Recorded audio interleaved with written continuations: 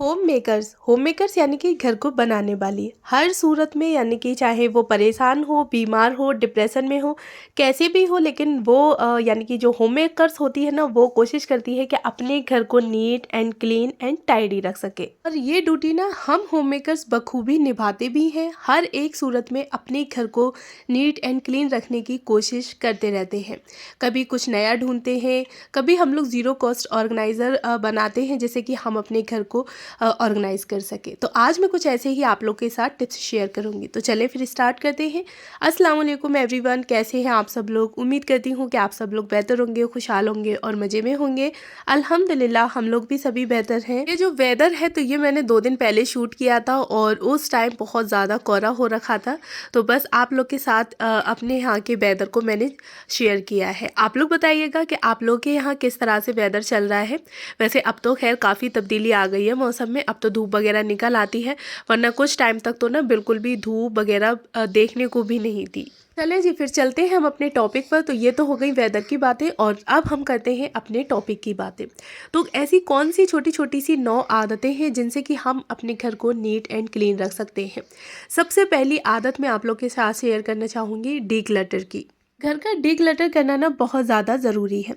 बहुत सारा हमारा सामान ऐसा होता है जिसे कि हम लोग काफ़ी टाइम तक यूज़ नहीं कर रहे होते हैं, लेकिन फिर भी हम लोग घर में रखे रहते हैं।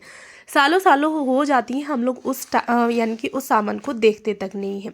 तो इसलिए घर का डीक्लटर होना बहुत ज़्यादा ज़रूरी है। नया सामान आ रहा है प्लस पुराना सामान रखा हुआ है तो घर में ना जगह बिल्कुल ख़त्म हो जाती है। तो उसके लिए आप लोग छोटे छोटे एरियाज़ में घर को डिवाइड कर सकते हैं। किसी दिन आपने अपनी जो अलमीरा है उसको डीक्लटर कर लिया, किसी दिन ड्रेसिंग टेबल को, किचन के कोई भी जो ऑर्गेनाइज़र या फिर कोई भी टूल्स वगैरह हैं जो थोड़े ख़राब हो चुके हैं, आपको यूज़ नहीं करना है, तो आप डोनेट कर सकते हैं या फिर फेंक सकते हैं। टिफिन बॉक्स है, कपड़े वगैरह आपके विंटर समर जो भी सीज़न है, तो आप लोग इस तरह से चीज़ों को डीक्लटर करते रहें। जो वेस्ट हैं उनको निकालते रहें, डोनेट करते रहें या फिर फेंकते रहें। ये आपके ऊपर है। अगर चीज़ अच्छी खासी ठीक ठाक है तो आप उसको डोनेट भी कर सकते हैं। नेक्स्ट हैबिट है पावर ऑफ 15 मिनट्स। आप लोग अपना एक 15 मिनट्स का रूल्स बना सकते हैं, यानी कि कोई भी आपको एक एरिया, कोई एक रूम आपको क्लीन करना है और उसमें आप लोग सिर्फ अपने आप को 15 मिनट्स दें कि 15 मिनट में मुझे इस रूम को अच्छे से क्लीन कर देना है। तो ये जो हमारे 15 मिनट होते हैं, हम लोग जब अपने आप को 15 मिनट दे के काम करेंगे, यानी कि आप अपने नीड के अकॉर्डिंग टाइम दे सकती हैं कि भाई ये एरिया मेरा इतने टाइम में क्लीन होगा। तो यानी कि आपको बस अपना जो एक टाइमिंग है ना उसको सेट करके रखना है कि मुझे इतने टाइम में इस एरिया को अच्छे से क्लीन कर देना है। तो जब हम लोग अपने आप को टाइम दे के कोई काम करते हैं ना, तो उस टाइम पे हमारा पूरा जो फोकस होता है वो टाइम पर होता है और अपने काम पर होता है कि हमें यानी कि इतने टाइम में अपने काम को ख़त्म करना ही करना है।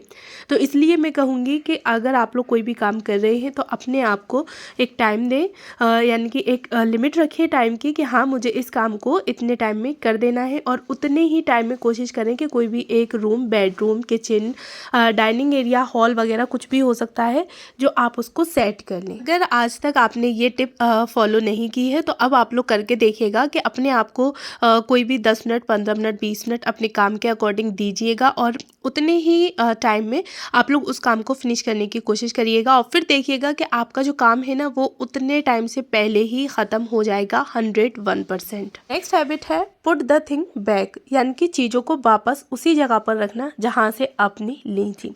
तो ये हैबिट भी आप लोग अपने अंदर ज़रूर लेकर आइएगा कि अगर आपने कोई भी काम किया है, कोई चीज़ ली है वहाँ से, तो फिर आप उसको जगह बेजगह ना छोड़ें, बल्कि जो चीज़ जिस जगह की है उसको उठा के उसी जगह पर आप लोग रख दें। तो इससे ना हमारे बाद के जो 10-15 मिनट होते हैं उस चीज़ों को रखने में जो लग जाते हैं ना, वो हमारे बच जाएंगे और चीज़ भी ना फिर हमें पता है ढूंढनी नहीं पड़ेगी, यानी कि हमने कौन सी चीज़ कहाँ रखी थी। इसमें हमारा टाइम वेस्ट नहीं जाएगा। इस आदत से ना हमारा बहुत सारा टाइम भी बच जाता है, प्लस हमारी चीज़ें जहाँ की होती हैं वहीं पर रहती हैं, तो हमारा टाइम भी बचेगा, एनर्जी भी बचेगी, प्लस हमारा घर जो ऑर्गेनाइज है ना तो वो डिसऑर्गेनाइज नहीं होगा बल्कि ऑर्गेनाइज ही रहने वाला है।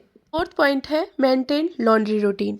यानी कि लॉन्ड्री रूटीन को भी हमें अपने मेंटेन करके रखना चाहिए। अगर आप लोग डेली लगा रहे हैं लोड तो बहुत अच्छी बात है, बिल्कुल भी आपके कपड़े गंदे नहीं पड़े रहेंगे। और अगर आप लोग डेली लगाना मतलब नहीं अच्छा लगता है आपको कि आप लोग डेली वॉशिंग मशीन में लोड लगाएं, आप ना ऑल्टरनेट डेज पर भी लोड लगा सकते हैं। तो इससे ना ये होगा कि आपके जो गंदे कपड़े हैं वो इतने सारे इकट्ठे नहीं होंगे। और प्लस जब भी आप लोगों ने अपने जैसे कपड़े वॉश किए हैं तो तुरंत उनको सूखने के बाद फोल्ड कर दें, आयरन कर दें और रख दें। आयरन का फोल्ड करने का भी आप लोग एक 5 से 10 मिनट अपना बना सकते हैं, इवनिंग में, आफ्टरनून में, जब भी आपको ठीक लगे। नाइट में कभी भी आप कपड़ों को फोल्ड करके अच्छे से यानी कि धुलने के बाद उनको रख दें। तो जब हमारे कपड़े ख़त्म हो जाते हैं ना तो घर में आप लोग देखिएगा कि बहुत सारा जो मैस होता है ना वो हमारा कम हो जाता है। तो बहुत सारा मैस हमारा कपड़ों की वजह से ही इकट्ठा हो जाता है। बाथरूम में देखो तो गंदे कपड़े लटक रहे होते हैं, घर में जगह बेजगह गंदे कपड़े या धुले धुलाए कपड़े जो होते हैं वो बेड पर पड़े हुए हैं, चेयर है, सोफ़ा वगैरह है, टेबल पे पड़े हुए हैं। तो जब हम लोग इस तरह से अपने कपड़ों को एक कपड़ों का जो रूटीन होता है ना वो सेट करके रखते हैं कि कब हमें धोने हैं, कब फोल्ड करने हैं, कब आयरन करनी है, तो वो कपड़े घर में जगह बेजगह नहीं पड़े रहते। 5 टिप्स है कि मेक योर बेड फर्स्ट।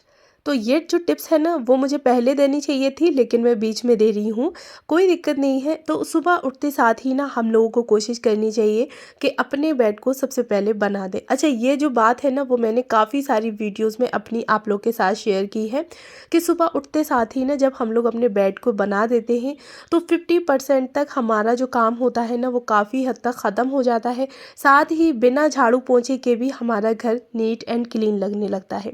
और इस चीज़ को आप लोग देखिएगा, ऑब्जर्व करिएगा कि आपका घर यानी कि आप झाड़ू पोंछा कर दीजिएगा और सिर्फ बेड मत बनाइएगा। फिर देखिएगा कि आपका घर झाड़ू पोंछा होने के बाद भी घर बिल्कुल भी अच्छा ऑर्गेनाइज नहीं लगेगा। तो उठते साथ ही अपने अंदर एक 2 मिनट की हैबिट लेकर आइए। सिर्फ 2 मिनट में आप अपने बेड को यानी कि जो पिलो वगैरह है उसको ठीक कर देंगी। बेडशीट कहीं से ख़राब हो गई है तो बस उसको ठीक करना है, झाड़ के आपको अगर दोबारा टकिंग करनी है तो दोबारा अच्छे से उसकी टकिंग कर दें। कोई भी आप उसके ऊपर दोहर वगैरह ब्लैंकेट कुछ भी रखती हैं तो उसको रख दें। तो जब हमारा बेड ठीक हो जाता है ना तो यकीन माने कि हमारा 50 से 60% जो काम होता है ना वो काफ़ी हद तक ख़त्म हो जाता है। बेड के साइड की अगर कोई टेबल है तो आप उसको चेक कर लें एक बार। कोई भी एक्स्ट्रा सामान है, कप है, ग्लास वगैरह, या फिर आपके बालों का क्लेचर, रबर बैंड वगैरह कोई भी चीज़ पड़ी है तो उसको आप लोग ड्रेसिंग टेबल पे रख दें। अच्छे से उस जगह को भी सेट कर दें यानी कि बेड की साइड टेबल जो भी है तो उसको भी आप लोग क्लीन कर दें। क्योंकि काफ़ी दफ़ा ऐसा होता है कि नाइट टाइम में ना हम लोग 1-2 चीज़ें अपने पास लेकर सोते ही हैं। चाय पी है बेड पर बैठ के या फिर दूध वगैरह लिया है तो उसका कप हम लोग साइड टेबल पर ही रख देते हैं। वाटर बोतल रात में रख के सोते हैं कि बच्चे हैं या फिर हम ही लोगों को प्यास लगाए, तो वो भी हम लोग बेड की साइड टेबल पर रखते हैं। तो इसलिए कोशिश करा करें कि आपके जो काम है ना यानी कि ड्रेसिंग टेबल यानी कि बेड के साथ साथ आप लोग अपनी ड्रेसिंग टेबल को एक बार चेक कर लें और सारी चीज़ जो जहाँ की है बस उसे उसी की जगह पर रख दें। सिक्स हैबिट है organise your kitchen as soon as possible. Kitchen के हम लोगों के काफ़ी सारे काम यानी कि किचन में हम लोग काफ़ी सारे काम करते हैं, कुकिंग करते हैं, ब्रेकफास्ट की, लंच की, डिनर की। तो बहुत सारे हमारे जो सामान होते हैं ना वो बिखर जाते हैं। तो कोशिश करा करें कि जब भी आप लोग किचन में यानी कि कुकिंग कर रहे हैं तो उस टाइम पे जो भी आपका सामान फैला हुआ है या जो आपने काम किया है तो बस उसको पूरे तरीके से आप लोग कंप्लीट करके निकलें। जैसे कि कोई भी बर्तन वगैरह आपको दिख रहे हैं 2-4 जो भी हैं तो आप उसको नेक्स्ट टाइम के लिए ना छोड़ें बल्कि उसी टाइम पे ही आप उसको वॉश करके रख दें। साथ ही जो गैस स्टोव है हल्का फुल्का उस पर कुकिंग करते पे कोई भी चीज़ गिर गई है उसकी ना क्लीनिंग कर दें यानी कि गैस स्टोव को भी अच्छे से क्लीन कर दें। कुकिंग करते वक्त ना आप लोग कोई एक प्लेट या कोई ढक्कन वगैरह कटोरी है कुछ भी एक चीज़ रख सकते हैं जिसमें आप लोग करछुली हुआ, स्पैचुला वगैरह जो सामान है वो आप गैस स्टोव पे ना रख के उस प्लेट में रखते रहें जिससे कि आपके गैस स्टोव ना ज़्यादा गंदी ना हो। और कुकिंग के बाद कोशिश करें कि बस एक वाइप नॉर्मल आपको अपनी गैस स्टोव पे लगाना है काउंटर टॉप पे। तो रोटी बनाते में ना यानी कि जब हम लोग चपाती वगैरह बनाते हैं तो सूखा आटा गिर जाता है, सब्ज़ी में तड़का वगैरह लगाया होता है दाल में या सब्ज़ी में तो उसकी छींटें वगैरह आ जाती हैं। तो इसलिए उसके बाद आप लोग नेक्स्ट टाइम के लिए जब कुकिंग आप सोचें कि नहीं भाई मैं पूरे दिन की एक बार में ही क्लीन कर दूँगी तो उसमें ना आपको टाइम भी ज़्यादा लगेगा। प्लस बीच में अगर कोई आपके किचन में आता है या आप लोग खुद अपनी किचन में एंट्री करते हैं तो थोड़ा अच्छा नहीं लगता, मतलब एक ना अच्छी फीलिंग नहीं आती। तो इसलिए कोशिश करा करें कि जो किचन का जो भी काम है, जब आप लोग किचन से निकल रहे हैं तो किचन को इस हालत में कर दें कि जब आप नेक्स्ट टाइम आएँ तो आपको अच्छा लगे। किचन में आने में आपको ऐसा ना लगे कि अरे यार अब मुझे किचन में जाना है, कुकिंग करनी है। उसमें ना एंटर होते वक्त एक आपको अच्छी फीलिंग आनी चाहिए। इस कंडीशन में आप लोग लास्ट में अपनी कुकिंग के बाद किचन को छोड़ें। नेक्स्ट हैबिट है क्लीन योर वर्क स्टेशन। कहने को तो खैर मेरे पास कोई भी वर्क स्टेशन नहीं है, लेकिन फिर भी जहाँ हम लोग बैठ के काम करते हैं, बच्चों को पढ़ाते हैं, या फिर हम लोग अपना कोई भी जैसे कि घर की किसी भी चीज़ के लिए नोट डाउन करते हैं, बेड पे बैठ के करा है या हम लोगों ने डाइनिंग टेबल पर बैठ के या किसी भी चेयर वगैरह पे, तो कोशिश करा करें कि उसको एज इट इज़ ना छोड़ें, बल्कि आप उसको अच्छे तरीके से क्लीन कर दें। जहाँ से आपने डायरी, पेन, मोबाइल वगैरह जो चीज़ जहाँ से ली है, तो डायरी पेन्स को आप उसी जगह रख दें। कोई भी आपने एक नोट बनाया है अपने घर के लिए, या आपने कोई डाइट चार्ट वगैरह बनाया है कि भाई मुझे दिन में ये कुकिंग करनी है, तो आप उसको किचन में या फिर फ्रिज के ऊपर लगा दें। और जो पेन, डायरी वगैरह जो थी, तो आप उसको उसी की जगह पर रख दें। तो कोशिश करें कि जो भी आपका वर्क स्टेशन है, जहाँ आप लोग बैठ के बच्चों को पढ़ा रही हैं या आप लोग अपना कुछ काम कर रही हैं, तो उस जगह को ना तुरंत वहाँ से हटने के बाद, उस काम को पूरा करने के बाद एरिया को अच्छे से आप लोग क्लीन कर दें। नेक्स्ट पॉइंट है have a written cleaning plan. आप लोग अपना एक क्लीनिंग प्लान जो है वो ज़रूर बना के रखें। फिर वो किसी भी तरीके का हो सकता है, जैसे कि मंथली आपका क्लीनिंग रूटीन हो सकता है, वीकली आपका क्लीनिंग रूटीन हो सकता है, और डेली आपका क्लीनिंग रूटीन हो सकता है। मंथली और वीकली और डेली, यानी कि आप अपने क्लीनिंग को इस तरह से डिवाइड करें कि काफ़ी सारी चीज़ें हमारे घर की ऐसी होती हैं जो 1 महीने बाद हमें ज़रूरत पड़ती है, कुछ चीज़ें हमें हफ्तों में क्लीन करनी पड़ती हैं, और कुछ चीज़ों को हमें डेली ही टाइम देना पड़ता है। तो आप इस तरह से अपने कामों को नोट डाउन कर लें। जो आपको लगता है कि हाँ भाई ये चीज़ मुझे डेली क्लीन करनी है, तो उस काम को आप अपने डेली क्लीनिंग में रखें, यानी कि डेली रूटीन में लाएं। और जो 1 हफ्ते तक चल सकती है, तो वो आप अपनी वीकली एक अलग रूटीन बना लें। और उसी के साथ ही ना आप अपना एक मंथली रूटीन भी बना के रख सकते हैं। जब आप इस तरह से अपने 3 यानी कि क्लीनिंग के रूटीन बना के रखेंगे, डेली, वीकली एंड मंथली, तो देखिएगा कि आपके घर में ज़र्रा बराबर भी गंदगी वगैरह नहीं होगी। आपका घर हमेशा neat and clean and organise रहेगा, टाइडी रहेगा। बिल्कुल भी आपको ऐसा नहीं लगेगा कि भाई मैं कितना भी वक्त दे लूँ अपने घर को, लेकिन मेरा घर साफ़ सुथरा ही नहीं रहता। इसके लिए ना सबसे पहले आपको अपने कामों को नोट डाउन करना पड़ेगा, कौन सी चीज़ को कितना वक्त चाहिए होता है और कितने वक्त बाद वो वक्त लेती है, तो ये भी आपको देखना पड़ेगा। उसी के अकॉर्डिंग ही आप लोग अपना जो काम है ना वो डिवाइड कर सकते हैं, डेली में, वीक में और मंथ में। तो इस तरह से आप लोग अपना एक सेटअप बना के रखें काम का, कि हाँ मुझे ये काम है मेरे घर के, और जो कि मुझे इतने टाइम में इस काम को वक्त देना ही देना है। नेक्स्ट पॉइंट है क्लीन एंट्रेंस एरिया।